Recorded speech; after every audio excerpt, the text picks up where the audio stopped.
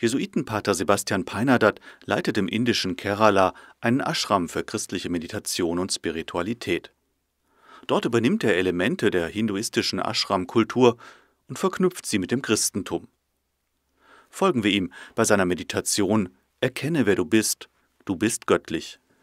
Jetzt kommen wir zur dritten Meditation. Wenn wir die göttliche Gegenwart als Schwingung wahrnehmen, dann erkennen wir sind berufen, in das Göttliche einzuschwingen.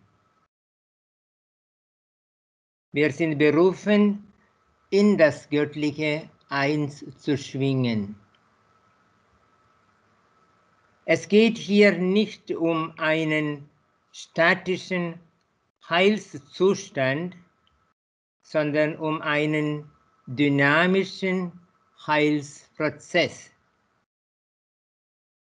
um einen lebenslangen spirituellen Verwandlungsprozess. Das heißt, wir sind zu einem höheren Bewusstsein berufene Wesen, zum göttlichen Bewusstsein, damit wir erkennen, wir sind göttlich. Wir sind göttlich. Diese Erkenntnis ist der tiefste mystische Treffpunkt aller Religionen.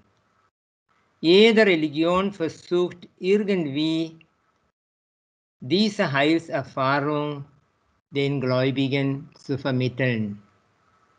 Ich bin göttlich.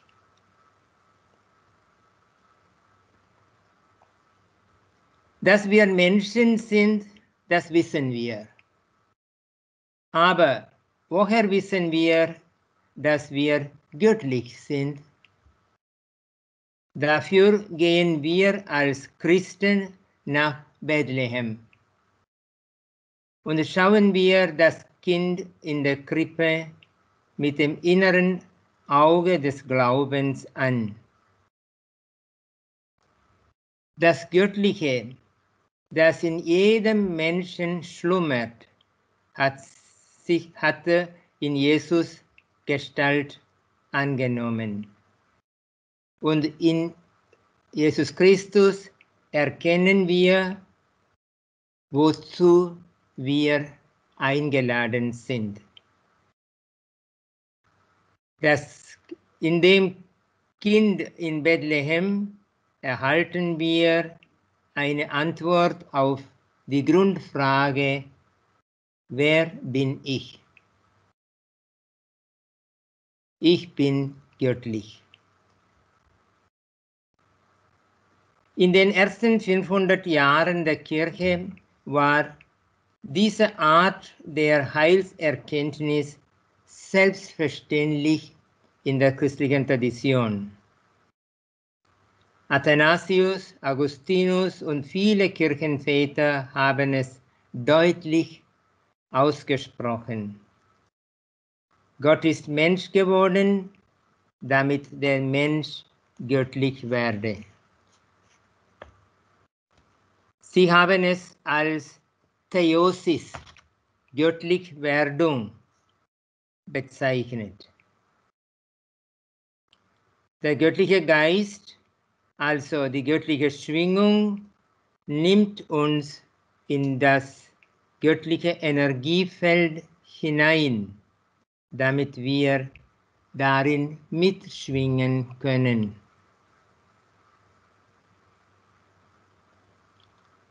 Teresa von Avila beschreibt diese Erfahrung als Regentropfen, die in den Fluss fallen und mitfließen. Johannes von Kreuz sagt, es ist wie ein Kristall, der im Sonnenlicht durchlichtet wird. Origenes vergleicht es mit dem glühenden Eisenstück im Schmelzofen. Kraft dieser begnadeten Erfahrung dürfen wir sagen, ich bin ein Tropf im göttlichen Fluss. Ich bin eine Flamme des göttlichen Feuers. Ich bin eine Rebe am göttlichen Weinstock. Ich bin ein Teil des göttlichen Leibes. Ich bin eine Welle im göttlichen Meer.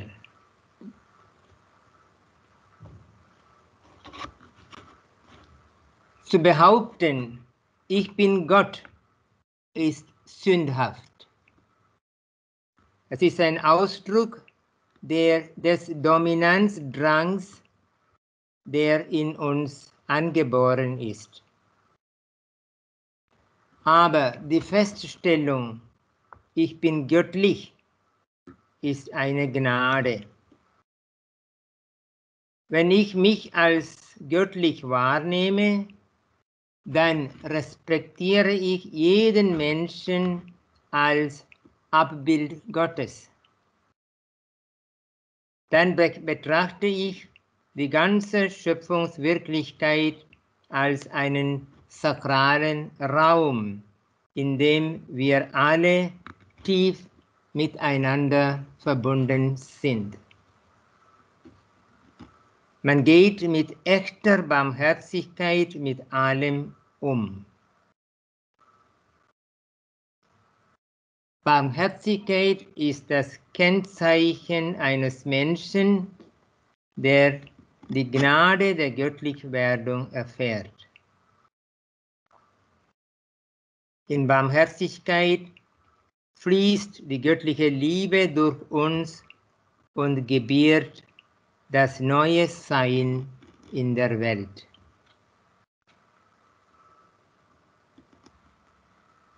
In dieser dritten Meditation lassen wir die Erkenntnis, ich bin göttlich, auf uns wirken.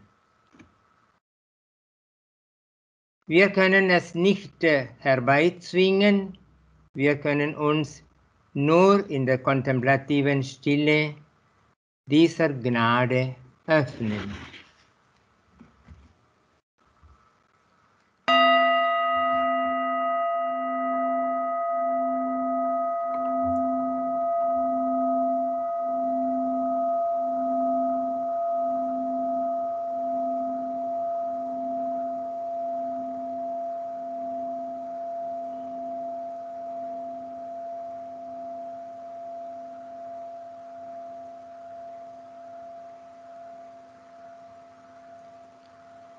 Aufrecht, entspannt und fest sitzen,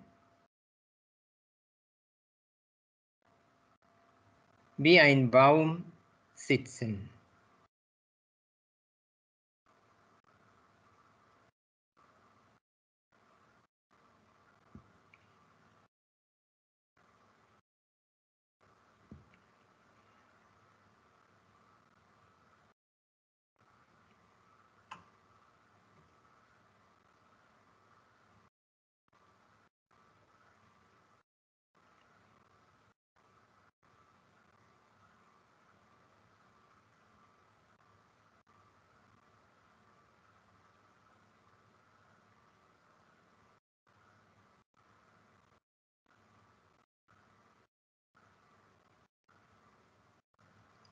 Bringen wir die Aufmerksamkeit auf den Atem.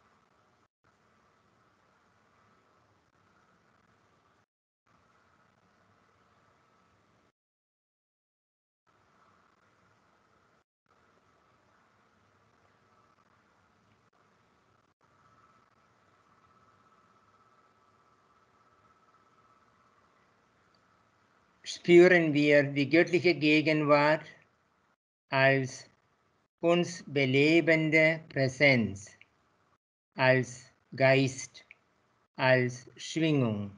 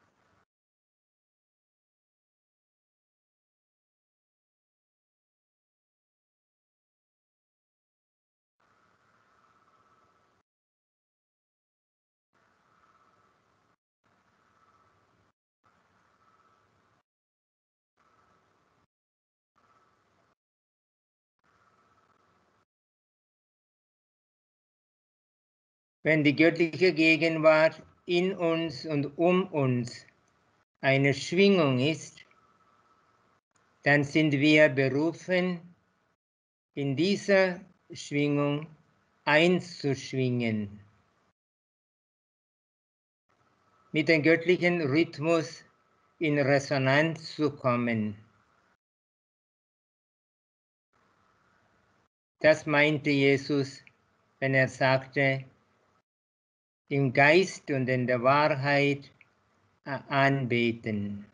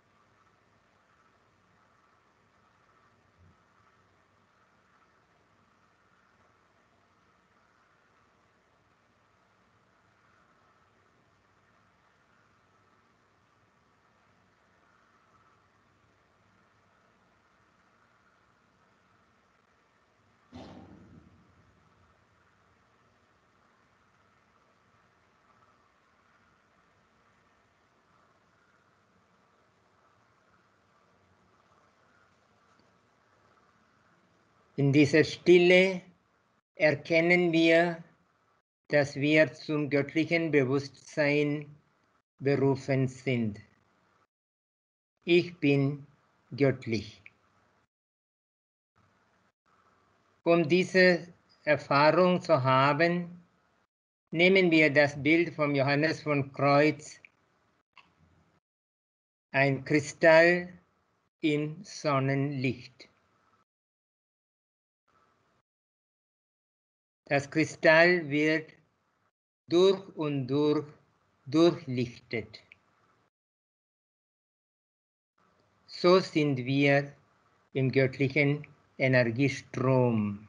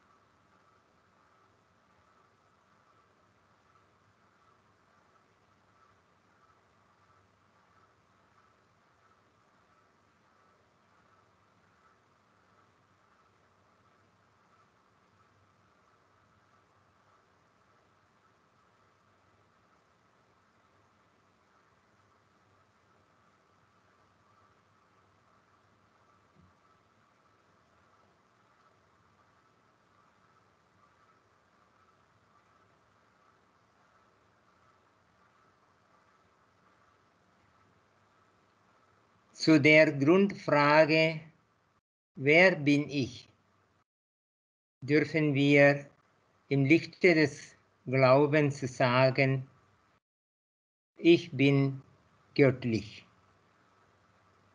Ich bin göttlich, durchlichtet vom göttlichen Licht.